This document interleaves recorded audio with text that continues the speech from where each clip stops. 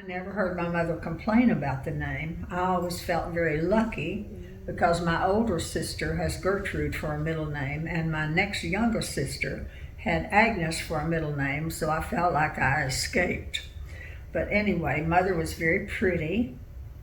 She had dark complexion and black hair and brown eyes. She did not look like either her mother or father or her brothers.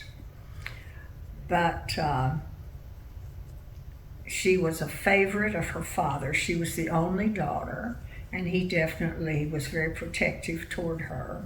Even in her later years, after she went to work, she rode with a person who picked up people in his car and took them to Knoxville. And she had to be up at the road by before daylight. And so my grandfather went every day with her with a lantern to light the way and stood with her so she wouldn't be standing on the side of the road in the dark. So he was always very protective of her as a little girl and even as an adult. She did not finish high school. She was smart.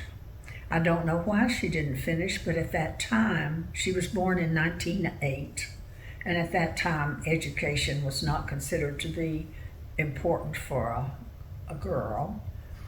Both her brothers finished high school, but she didn't. She never worked before she was married. She got married 2 days after her 20th birthday. And I guess she spent her time learning to crochet and knit and sew and cook like women did then, preparing for their life as a housewife. When they first married, they lived with her parents, and then my father got a job in Chattanooga, and that's where he was working when Virginia was born, my older sister, and she was born there at the Byerley place. And then between the time she was born and I was born, my father got a job in Knoxville. While he was in Chattanooga, he drove a truck, not on long distance. He just drove a truck for a company there.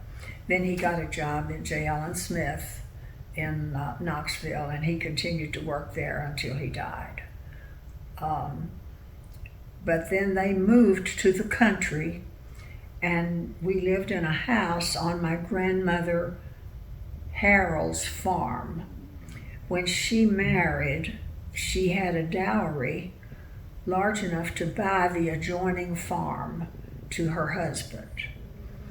And so that it had a two-story frame house on it with a wraparound porch.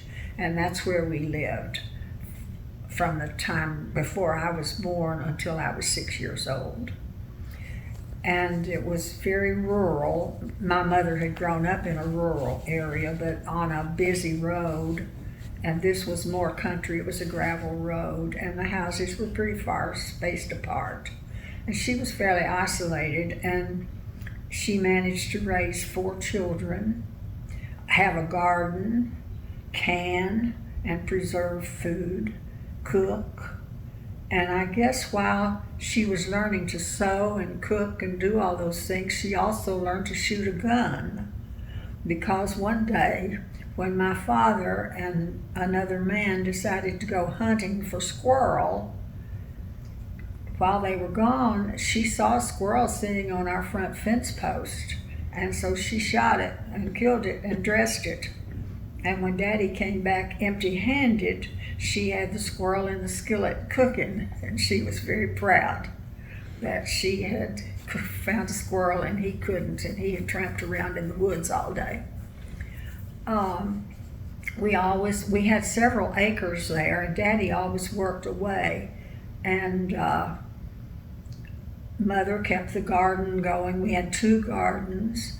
It was a large farm, and on both sides of the road. I'm not sure how many acres. If I were guessing, I would say between maybe 60, 65 acres. And I have very pleasant memories of being there, but I don't know how she was able to keep everything going all at the same time. She was very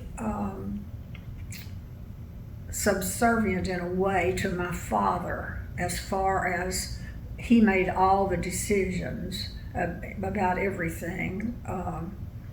It was not unusual for him to come driving up in a new car, and he would surprise her with a new car. And he even bought new drapes for the living room one year without consulting her, and they didn't match anything we had, but she was very gracious about them.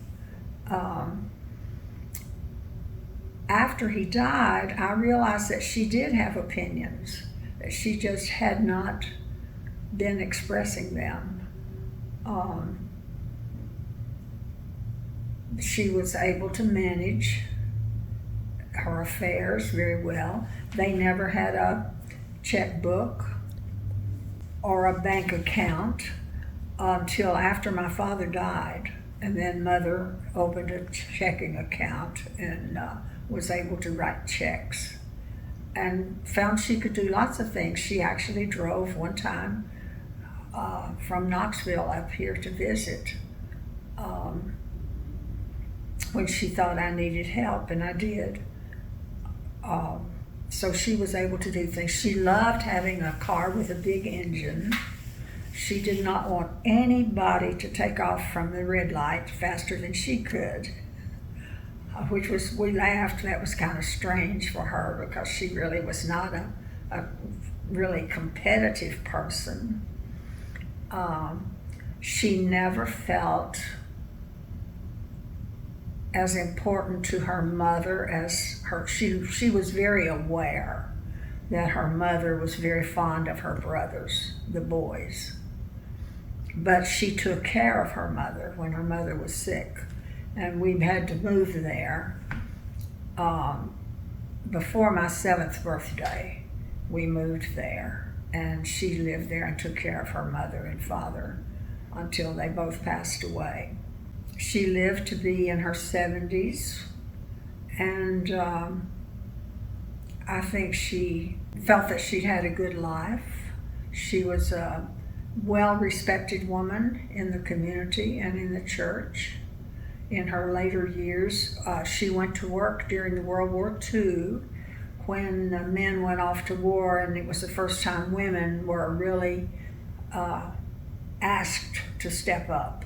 And she got a job at Appalachian Mills, which at that time they had a contract to make underwear, long underwear, for the Navy. And she worked in the cutting room, and they used exaggerated scissors. They were quite large, and we always had a pair of those at home, and that's how I learned to cut out things. We used those big scissors. She worked there for several years during the war, and then she quit. And later on, she worked at Miller's department store. And she really liked working there because she got her little paycheck, and she loved it because she could get a discount because she was an employee. I don't know if it was 10% or 20%.